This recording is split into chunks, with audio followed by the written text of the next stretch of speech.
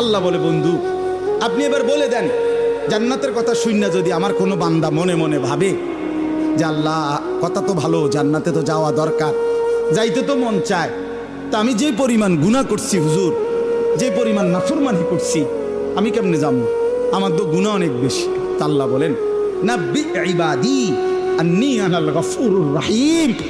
বন্ধু বলে দেন, বান্দা গুনাহ যত বেশি হোক কোনো অসুবিধা নাই, আমি আল্লাহ গফুর রহিম, আমি চূড়ান্ত ক্ষমাশীল, আমি চূড়ান্ত দয়াবান। আসমান পর্যন্ত যদি গুনাহ পৌঁছে যায়, কসম আল্লাহর আমি ওয়াদা দিলাম মাফ করে দেব।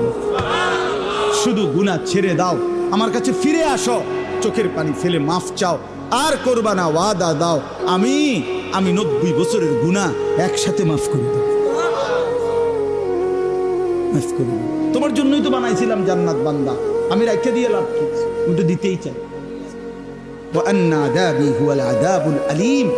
সর্বশেষ আল্লাহ বলছে যে হে বান্দা, এই দেখেন কথাটা শেয়াল, ছেলেরা তোমরা বলো ভাই শোনো, শেষ কথা আল্লাহ তাআলা নবীকে বলছে, বন্ধু এতভাবে বললাম, জান্নাতের সৌন্দর্যের বর্ণনা দিলাম, আমি মাফ করে দিমু কইছি, হয় ফিরে আসলে মাফ, 90 বছর হোক 70 বছর হোক, আসমান পরিমাণ হোক, এরপরও আমি বলছি গুনাহ যদি ছেড়ে দেয়, আবার নতুন করে যদি আমার ইবাদত শুরু করে, আমি পিছনেরটা কি করে দেব?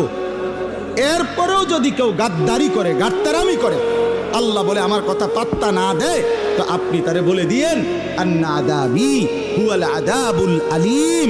এই নাফরমান, মনে